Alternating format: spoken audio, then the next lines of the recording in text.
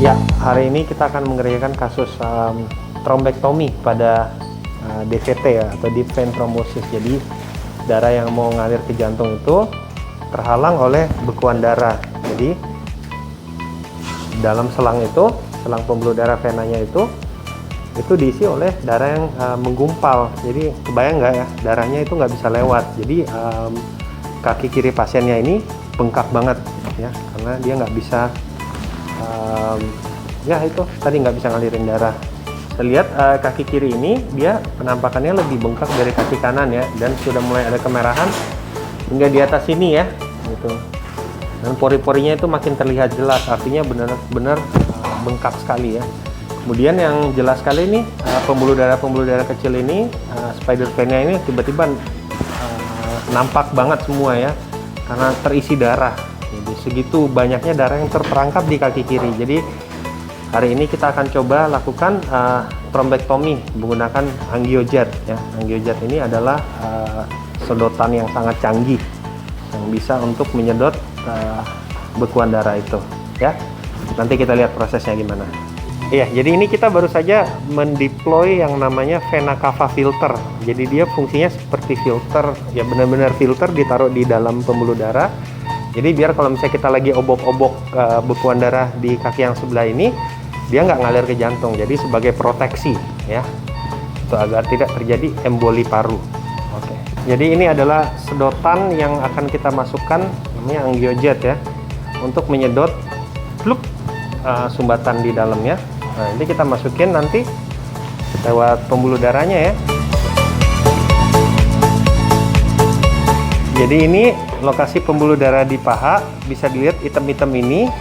Nah, itu yang putih yang goyang-goyang itu adalah trombusnya atau bekuan darahnya. Itu nggak stabil ya, itu bisa ngalir dan nyumbat di jantung dan paru-paru yang kita sebut dengan emboli paru ya.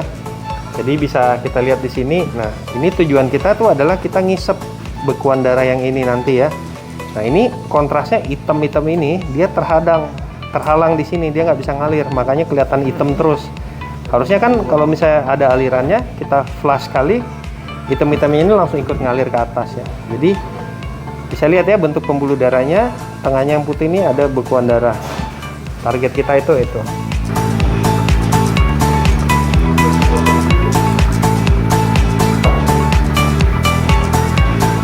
Coba angiografi dulu bentar ya. Saat ini yang sedang dilakukan Dr. Harsha adalah mengembangkan balon ya. Jadi tadi udah ada celah-celahnya gitu. Akhirnya balon ini bisa masuk ke dalam. Nah, setelah itu balon ini dikembangkan, bentuknya seperti sosis ya. Jadi sosis ini ada di dalam pembuluh darah. Dia ini menekan sisa-sisa trombus atau sisa-sisa bekuan darah ini agar diameter pembuluh darah yang bisa dilewati oleh darah ini jadi lebih besar. Ya, jadi kita baru saja selesai melakukan tindakan trombektomi perkutan pada pasien dengan DVT. Nah, ini venografi pas awalnya ya. Jadi bisa dibayangkan darah mau mengalir, kok mentoknya sampai sini doang nih. Berarti putusnya panjang banget ya dari sini sampai sini ya.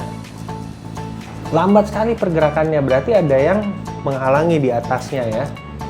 Nah, di sini dilihat ini adalah dari sisi kaki kanan, ini dari sisi kaki kiri. Harusnya kontrasnya atau darahnya pas ngalir dia ketemu. Nah, ini ada segmen yang putus juga nih. Nah, kita coba tembusin pakai wire.